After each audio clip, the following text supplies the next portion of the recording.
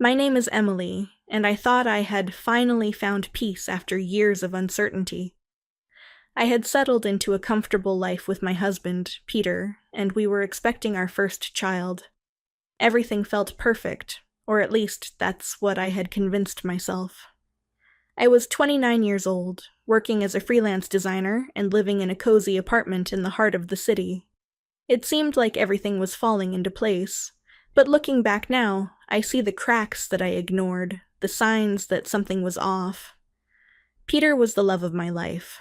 We met at a mutual friend's housewarming party 4 years ago, and from the moment our eyes met, I felt an undeniable connection. He was kind, charming, and thoughtful, everything I had ever wanted in a partner. After a year of dating, he proposed during a weekend getaway to the countryside. I said yes without hesitation. Life after marriage was like a dream, a stable job for Peter, my freelance work giving me the flexibility I always wanted, and now the excitement of a baby on the way. But I was soon going to learn that dreams have a way of turning into nightmares. It began slowly, small things that seemed inconsequential at first. Peter started coming home later than usual, always with an excuse. Work was hectic, he'd say, or I had to meet a client last minute.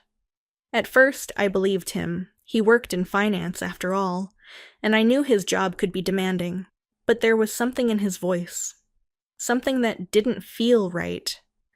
I couldn't pinpoint it, but I dismissed it, telling myself I was overthinking. We were expecting a child, and I thought maybe the stress of impending fatherhood was getting to him. But then the late nights became more frequent. He'd leave early in the morning, long before I woke up, and sometimes he wouldn't come home until after midnight. I began to worry, but every time I brought it up, he reassured me. "Emily, you know how busy things get at work this time of year. Once the baby comes, things will settle down, I promise." His words were always so convincing, so why did I feel this growing pit of unease in my stomach? One night, I decided to surprise him by cooking his favorite meal, pasta with garlic shrimp. It was a small gesture, a way to remind him that I was here for him, that we could still find moments of normalcy amidst the chaos. But when Peter walked through the door that evening, his face wasn't the familiar, warm one I knew so well. Instead, it was drained of color, his eyes avoiding mine. He barely noticed the dinner I had set up. "Not hungry, sorry," he muttered, walking past me toward the bedroom. I stood there in silence, watching him disappear down the hallway. Something was very wrong, and I could no longer pretend everything was fine. The next day, I confided in my best friend Rachel. She had been my rock through thick and thin, and I knew I could trust her to be honest with me. "Do you think something's going on with Peter?" I asked, trying to keep my voice steady. Rachel paused, her brow furrowing. "Emily, I don't want to jump to conclusions, but you need to trust your instincts. If something feels off, it probably is." Her words hit me like a ton of bricks. For weeks I had pushed down my suspicions, refusing to entertain the idea that Peter might be hiding something. But now, I couldn't ignore it any longer. That evening, I decided to confront Peter. As he sat on the couch, distracted by his phone, I asked him directly, "Peter, is there something you're not telling me? You've been distant, and I can't help but feel like you're pulling away." He looked up, startled, but then quickly composed himself. "Emily, there's nothing going on. I've just been stressed with work. You know how much pressure I'm under." His explanation was familiar, but this time it didn't soothe my worries. I could see the way his hands fidgeted, the way he avoided eye contact. He was lying. I couldn't sleep that night. My mind raced with questions. What was he hiding? Was there someone else? The uncertainty gnawed at me, and the next morning I made a decision. I needed to know the truth, no matter how painful it might be. While Peter was at work, I started going through his things, his drawers, his briefcase, even his laptop. I hated myself for snooping, but I couldn't shake the feeling that something terrible was looming over us. After hours of searching, I found nothing unusual. Maybe I was overreacting. Maybe Rachel was wrong, and Peter really was just stressed. But then I found something that made my heart stop. It was an email, sent from Peter's personal account to an address I didn't recognize. The subject line was simple: "Tonight." My hands trembled as I opened it, dreading what I might find. The message was short: "Same time, same place. Can't wait to see you." My blood ran cold. I stared at the screen, unable to process what I was seeing. Who was he meeting? Where was he going every night? My mind immediately jumped to the worst conclusion. He was having an affair. I felt sick to my stomach. How could Peter do this to me? To our unborn child? I had trusted him, believed in the life we were building together, and now it all felt like a lie. I didn't know what to do. Should I confront him again? Should I leave? My thoughts were spiraling out of control, but one thing was clear. I needed to find out who this person was and what they meant to Peter. That night, I made a plan. I would follow him. I needed to see with my own eyes where he was going, who he was meeting.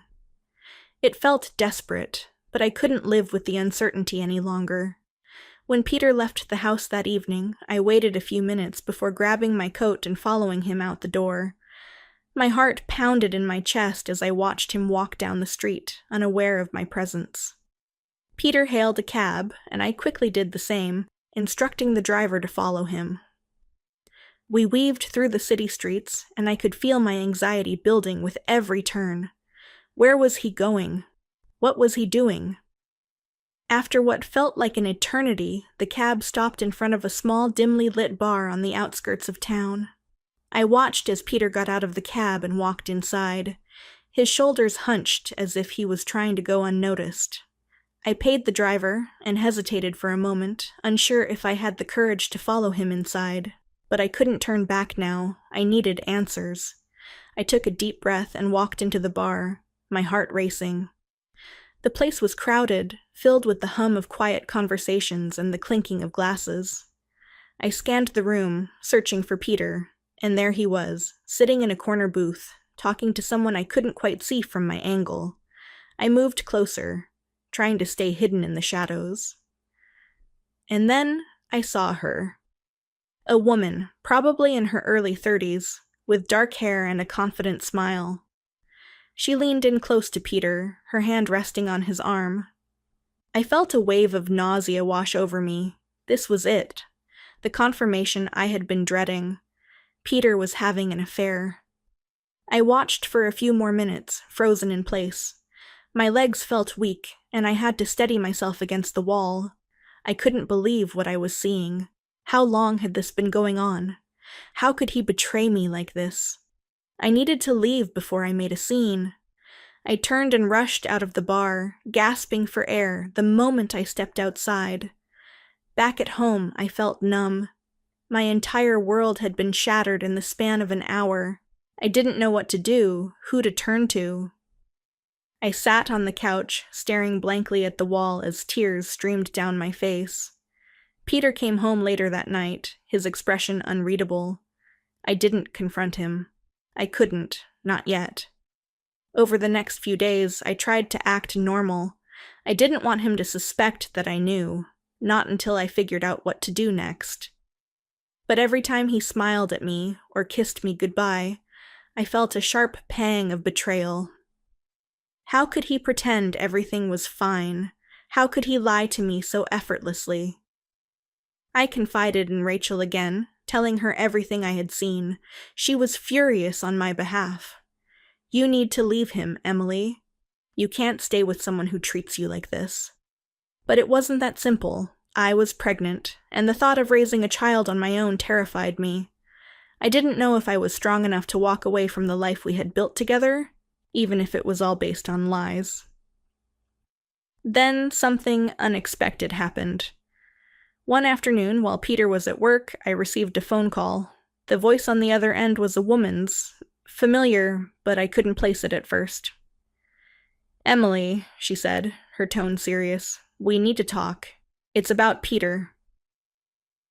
My heart skipped a beat. "Who is this?" I asked, my voice shaky. "It's Lucy," she replied, the woman I had seen with Peter at the bar. I felt a wave of anger rise up inside me.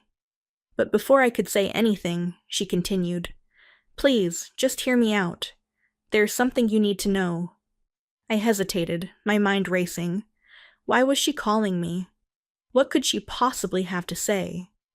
Against my better judgment, I agreed to meet her. We arranged to meet at a cafe in the city, and as I sat there waiting for her to arrive, I felt a mixture of dread and curiosity. What could she possibly tell me that I didn't already know? When Lucy walked in, I was struck by how different she looked from the confident woman I had seen with Peter. She seemed nervous, almost guilty. She sat down across from me and took a deep breath. "Emily, I need to apologize," she began. "I didn't know you were pregnant. I didn't even know you existed until a few weeks ago." Her words took me by surprise. "What do you mean?" I asked, confused. "I didn't know Peter was married," she admitted, her voice trembling. "He told me he was single, that he was going through a rough time at work, and that he needed someone to talk to. I believed him. I had no reason not to." I stared at her, trying to process what she was saying. Could it be true? Had Peter lied to both of us? "So, you didn't know about me?" I asked, still unsure if I could trust her. "No," she replied firmly. "I had no idea. When I found out, I ended things immediately. That's why I'm here. You deserve to know the truth." For the first time in days, I felt a flicker of hope. Maybe Peter wasn't having an affair, at least not in the way I had imagined. But that didn't erase the betrayal. He had lied to both of us, manipulated us, and now I had to decide what to do with this new information. When I confronted Peter that evening, he didn't deny it. He admitted to everything, his face full of regret. "I'm so sorry, Emily," he said, his voice breaking. "I was scared. Scared of becoming a father. Scared of failing you. I made a terrible mistake." I listened to his apology, but I didn't feel the relief I expected. The trust between us was shattered, and I wasn't sure if it could ever be repaired. I needed time to think, to decide what was best for me and for our child. In the end, I knew one thing for sure. I couldn't stay with someone who had lied to me so deeply, who had kept secrets that nearly destroyed me. I packed my bags and left that night, unsure of what the future held, but certain that I deserved better. It was the hardest decision I'd ever made, but it was also the first step toward reclaiming my life.